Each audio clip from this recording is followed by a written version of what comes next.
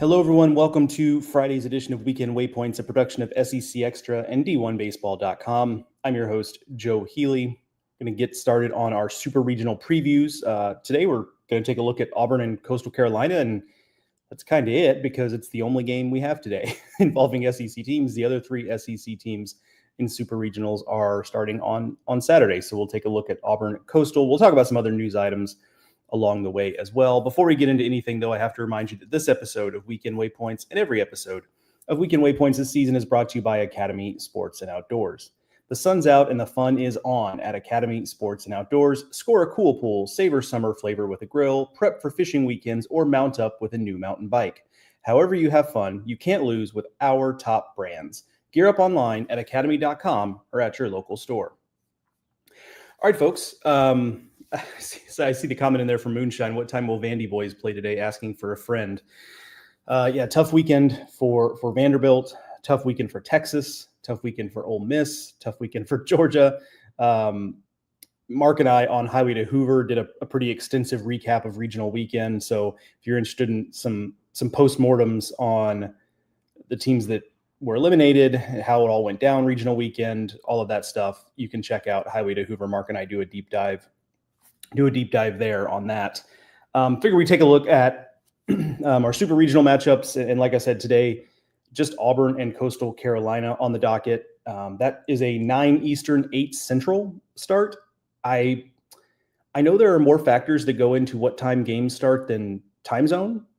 That said, why that one is starting at 9 Eastern and Oregon State, Florida State, and Corvallis is starting at 6 Eastern kind of escapes me, but I guess it probably has something to do with wanting Florida State, I don't know, in the prime spot, but I don't know. I don't know. Anyway, I don't know. It seems kind of counterintuitive, but I'm sure there is some sort of reason that I'm not privy to that scheduling was done. And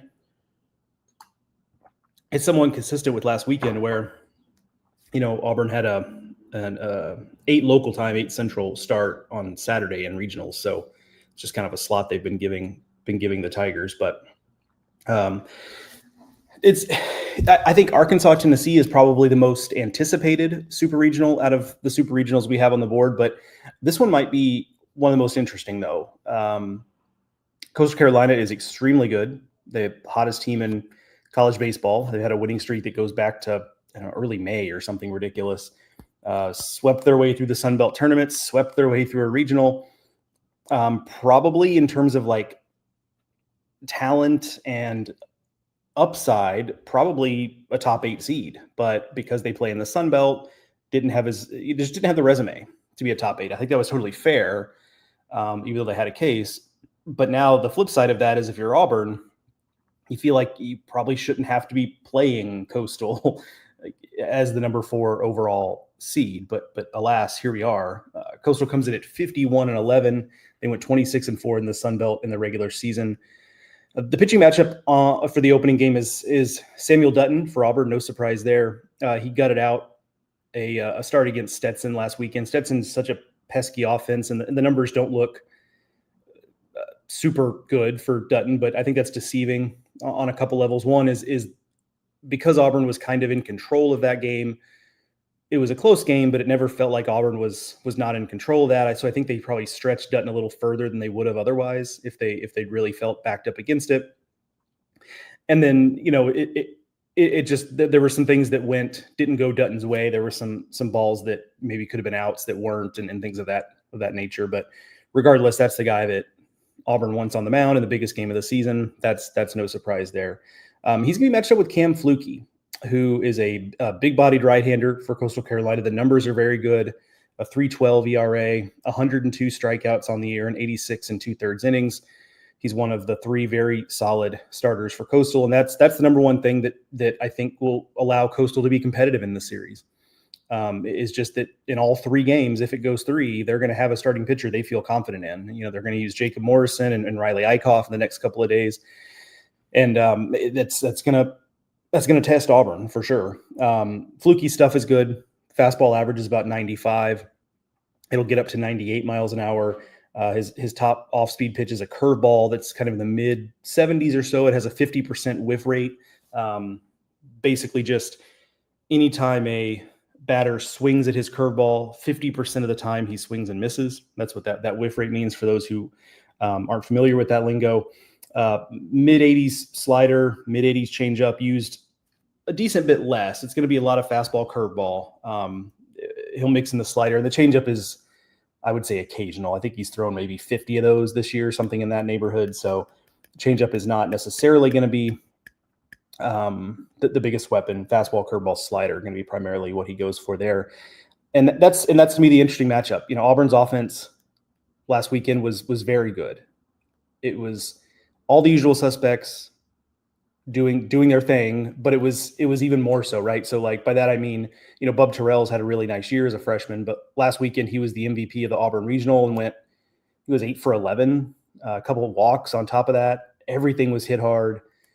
Ike Irish had a good weekend. Cooper McMurray had a good weekend. Chris Rimbert had 4 hits in the regional final. Chase Freilich had 4 or 5 hits on the weekend. So they were so good at adding on last weekend too. That's what allowed them to stay out in front of wins against Central Connecticut and Stetson, and then they just blitzed NC State in the regional final. But can they do that same thing against Fluky and a Coastal Carolina bullpen that's also very good? That's been such a game changer for Coastal. If Coastal had kind of the pitching staff that it has had really the last 6 to 8 years, I don't know how dangerous this team would have been, because the offense is good. It's not as physical as it's been. That Coastal's had offenses in the past that have hit 100 plus home runs on the season, and just kind of that's how they won games. This team doesn't have necessarily that home run power, but it's still a very effective offense. But if the pitching wasn't as good as it is, I think it's probably more of a team that's like a solid 2 or 3 seed. But the pitching has been excellent. One of the best ERAs in the country, largely with the same group of guys as what they've had. Now they're healthier. They've dealt with a decent number of injuries the last few years, but it's a healthy group. They've been really good. How Auburn's offense kind of is able to work Fluky, get him out of the game, get into the bullpen, I think is going to be a big thing for them. Should be fun. I live here in the Eastern time zone, so Joe's going to be fighting sleep, like prying his eyes open, Clockwork Orange style, to try to finish this game before it gets too late. But no, I'm sure I won't have any issue, because I do think it's going to be a really competitive game and a competitive series. One of the super regionals I'm most looking forward to, just because I think it could go. I think it could go either way. I do think there's a chance of Auburn just being like, look, here's the difference in an SEC and a Sun Belt team, right? I think that's possible, and it realizing, Coastal has been really, really hot, but they haven't played anybody like Auburn, right? But I also think could be the case that Coastal Carolina comes out and just pitches really well and keeps Auburn totally off balance. And before Auburn can fully adjust, Coastal's taken advantage. Because that's the thing about super regionals. Like, it's double elimination, yes, but you're getting 3 games and you're playing the same team. So like in a regional, if you lose, like chances are your elimination game is going to be against a 4 seed that's going to be overmatched, right? So you can catch your breath a little bit. Not the case in a super, obviously. So that can be a thing. You have to make adjustments so quickly from one game to the next, or else you're toast. So it should be a lot of fun. We got some comments. Let's take a look, and then we'll talk about a couple of other things and then get out of here. Good morning, Vis-a-Vis. I see you there. Eric Simmons talks about LSU winning the College World Series. LSU has one of the best 1-2 punches in Cade Anderson and Anthony Ianson. Yeah, certainly. I think they're certainly a national title contender. I think, it's them, and the winner of Arkansas, Tennessee is probably going to go into Omaha as the betting favorite. Whether or not they should be the favorite, right? Like, we can debate that, but I think in terms of like the betting odds, I think they would be one of the favorites. But that 1-2 is incredible. I talked to for our super regional previews, we talk to coaches and get anonymous. We grant them anonymity for their ability to just be honest about a team and make an assessment. And the coach I talked to said, if there's a better 1-2 punch than Cade Anderson and Anthony Ianson, I'd love to see it, because it would be incredible. He's like, because that 1-2 is nasty. So I can't imagine it. But yeah, that's if LSU does challenge to win the whole thing, I think it's on the back of those 2 guys. And right now that you're out of a regional, 2 guys is kind of all you need. It's all you need to win a super regional, right? You get 2 excellent starts from those guys and the series is over. And in Omaha, because of the days off between games, if you stay on the winner's side of the bracket, you may not really need a third starter in any real way until maybe the championship round, and that's only if you get pushed to a game 3, or if it's such that you have to start a third starter in game 1 if it's too short rest for those guys. But point being, LSU can probably start one of those 2 guys in most of its games the rest of the way, just based on how the schedule shakes out. So I think it's a good point by you, Eric, that's a game changer there. Sean Miller says, you're right, the Auburn TV decision is just dumb. Yeah, I have to imagine it has something to do with like teams they want in those most prominent windows, and I guess that's Florida State, but it's not like Oregon State is like a big national brand. I mean, they are in baseball, but like, let's be honest, so much of like what the big brands are on TV has more to do with like, oh, do I know them from football? And then, I mean, maybe that's part of the reason why Auburn should be in that spot, right? Because people watch SEC football. I don't know. But it just seems crazy to me. But regardless. Moonshine, or no, Judge Smales, I'm sorry. Morning, Joe. Thoughts on the Brian O'Connor hire? Yeah, I mean, I guess let's go there because I was going to talk about that. Let's just use that as a jumping off point for that. Yeah, Brian O'Connor, I think we've probably alluded to it on this show and on Highway to Hoover, but we haven't really gotten into it. Hiring is finished. Brian O'Connor is the head coach at Mississippi State. They had like a opening press conference / celebration last night in Starkville. It looked great. A lot of folks there. It looked like a cool production. Some of the current team's players were there. It seemed like a cool deal. And I think it's a great hire. I think that's kind of the opinion of everybody. And I've yet to really hear, I'm sure somebody out there has the opinion, but I've really yet to hear anybody say that they don't like the hire for Mississippi State. The proof is in the pudding. The guy, consistently gets to Omaha. He's won a national title. And I think as impressive as anything else at Virginia, I thought it was impressive that if you go back to like 2018, 2019, I forget exactly what years they were, but right before the pandemic, like Virginia had a couple of years where they were not as good. They missed regionals a couple of times, I believe. And it kind of felt like, oh, is this thing over? Like, is this just not working for one reason or another anymore? And he made some changes. Brian O'Connor did. He made some changes on his staff. He just changed the way he did things. And voila, in 2021, they're back in Omaha. And then they've been back a couple of times since. So I think that's really impressive because the only constant we have right now in the sport, as cliche as it sounds, is change. And so you need a coach that's going to be willing to say, all right, what I'm doing or what I had been doing is not working anymore. I need to figure something else out. And a lot of coaches just aren't able to do that. And the really successful ones sometimes aren't even willing to do it. And so I think the fact that you've got a guy who's 20 years into his head coaching career, who's willing to say, all right, like the way I've done it is not good enough anymore. How do I change that? That's impressive to me. So I like it from that standpoint as well. Justin Parker is staying on as the pitching coach. I think that's huge. There was some smoke around Corey Muscara from Wake Forest going to Mississippi State. That turned out not to be the case. But Justin Parker staying, I think is a big deal. But I don't know that anybody really had issue with what he did this season, or what he's done in his time at Mississippi State. I mean, he turned around the pitching staff last year. To me, that was the biggest thing for that team last year to get back into a regional is that the pitching staff was so much better. And then this year as the head coach, I think folks liked his leadership. They won a bunch of games, right? And so I think that's big. So good stuff all around. Bunch of Virginia players in the portal. I don't know that all of them will end up at Mississippi State. There probably just isn't enough room on the roster, frankly. And some of the big name guys will have interest from other SEC programs, and they would be, I think, silly not to at least hear other teams out, right? But I do expect a good number of them to be at Mississippi State. Which ones, I don't know. Like, that's not inside information. That's my assumption is that a bunch of them will end up at Mississippi State, but not all of them.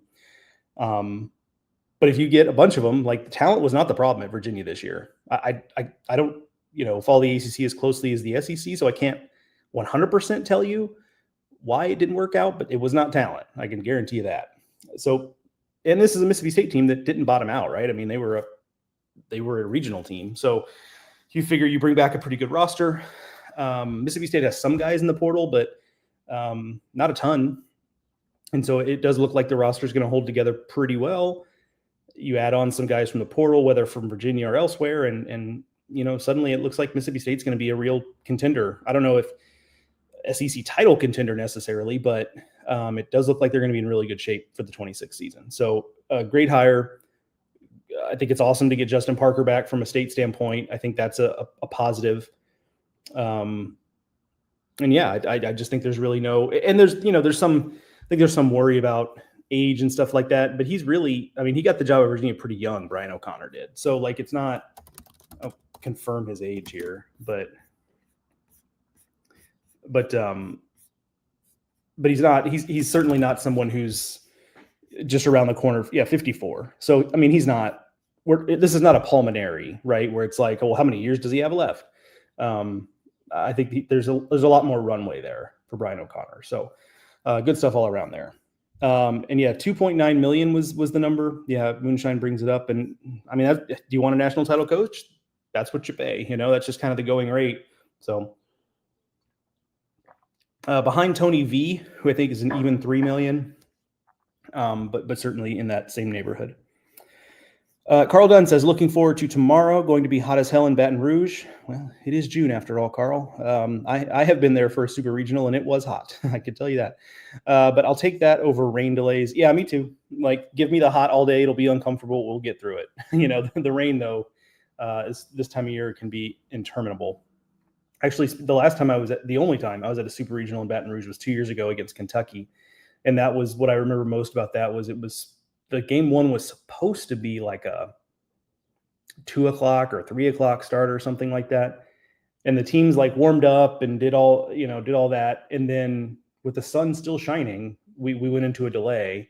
And I get that, like, I'm not criticizing it because sometimes it's like, well, the lightning is close enough. Even though it looks clear right now, we can't get on the field, but the delay ended up being until like 9:00. Like it was crazy. But I don't know that it really rained that much. There were just threats of it, but regardless, it was hot that weekend and we had a rain delay that didn't really produce a lot of rain. Joey says, leaving for Fayetteville today, anticipating the most hostile road environment I've been in. Yeah, that's going to be crazy, right? I'm looking forward to seeing it on TV. Patrick Ebert will be there for D1 baseball. He's excited about that trip. I'm excited to have him there because I end up writing so much of the SEC stuff, me and Mark, that it's almost kind of a treat for me when someone else covers an SEC team so I can read their takes on that team, because sometimes it forces me to think differently about a team because someone else is going to have a different takeaway than I will. So I'm actually excited to have Patrick there so that I can read about Tennessee and Arkansas from a different perspective. But yeah, I imagine, Joey, it'll be a hostile road environment, but it's going to be a lot of fun. Like, I find too, even in hostile road environments, when it comes to SEC baseball, I found most hostile road environments, they'll give you a little bit of a hard time, but for the most part, everybody's just there to have a good time. My only recommendation for Fayetteville is I think it's like pulled pork barbecue fries. And they at least last year they sold them like kind of like up the first base line. They were so good, but I kind of wanted a nap afterwards. So that was probably not a great pregame choice, but very, very tasty. Sean Miller says, the Aubie freshmen are going to have to be MVPs again if I'm Coastal, because I'm not letting Ike beat me. If freshmen beat me, so be it. I think that's fair. I think that's going to be some of the approach, but I said this on the podcast with Aaron, Kendall, and Runes, that the trouble with that is that a lot of other guys are swinging the bat well. So it's a little bit of a pick your poison, but I get if you're going to pick a poison that you don't want it to be Ike, right? So I get that. It's just, man, like if McMurray's swinging it well,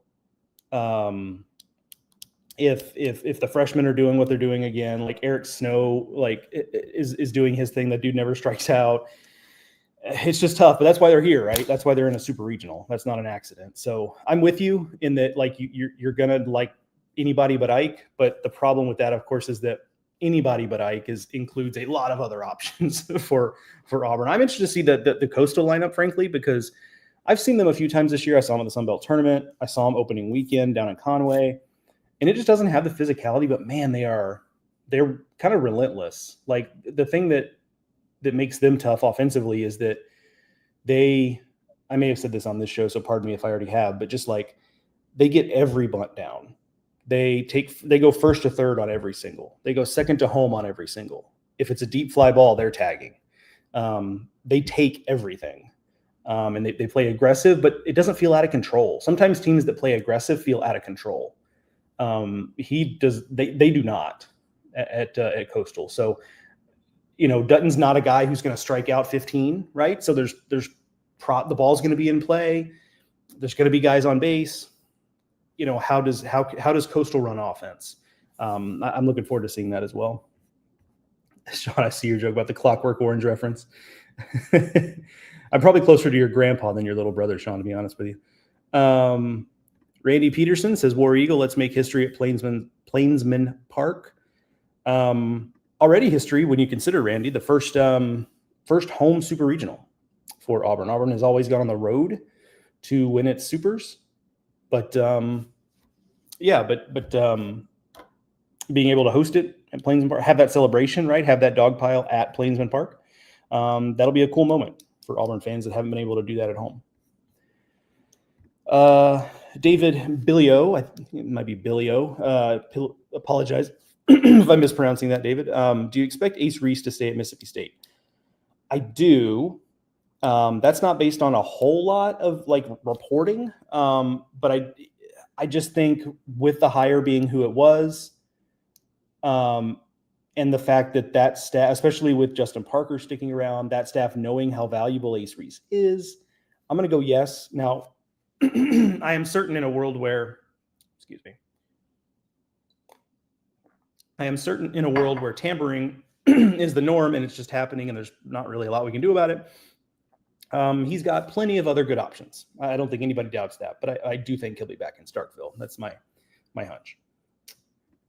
I think Vanderbilt will get back to the College World Series under Tim Corbin. What do you think? Sign me up for yes. Sign me up for yes.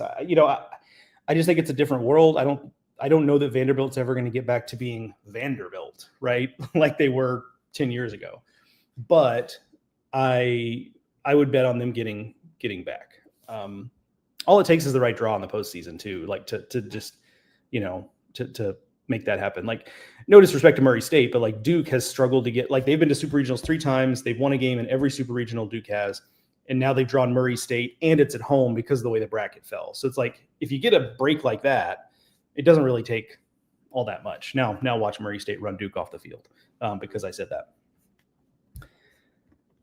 Austin Hodge says, do you think Arkansas could realistically go after Tony V after DVH retires? I feel like it's one of, if not the only school with a real shot at it. It's certainly on the short list. Yeah, it's going to take something pretty special to get Tony out of Knoxville. I don't know if you could get Tony out of Knoxville necessarily, but to the extent you could, I would guess Arkansas would be in that mix, at least of places that he would have to listen to. I think I've said this before, but there are a handful of schools in college baseball that if they have an opening, no matter who you are, how accomplished you are, how much money you make, you kind of have to listen. And Arkansas is one of them. LSU, Texas A&M is one of them. Mississippi State is one of them. But you get my point. There are certain places, and especially given Tony's history there, this is not just a place that's going to offer a lot of money and a lot of support. It's a place that he was at for a long time.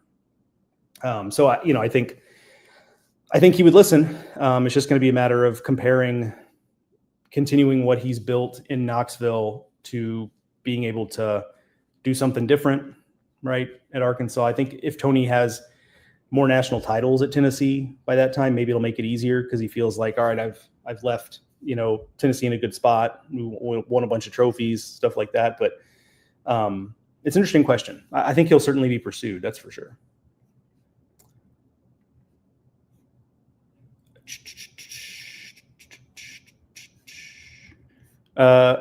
Since we're talking coaching, next Highway to Hoover, maybe chat coaching a little again. I'm not excited about retaining Early, but I am very excited about them hiring Pennington as an assistant. We shall see. Cliff Pennington hired at A&M. One of the original names of college baseball players that I knew was Cliff Pennington. Growing up in Texas and starting to figure out what college baseball was, he was very much a part of it. I think that's a big time hire. He's been an integral part of what DBU has done the last few years. But yeah, noted, Sean. We'll Mark and I will maybe take a spin through that, especially because like once we're in Omaha, there's only so much to talk about, and especially because there's going to be max 3 SEC teams, and then maybe not even that many. So we may have some time on the podcast. So that's a good thought. Well, I'll make a note of that. David also asked, could you ever see Eric Backett jumping to the SEC? Yes, that is a yes.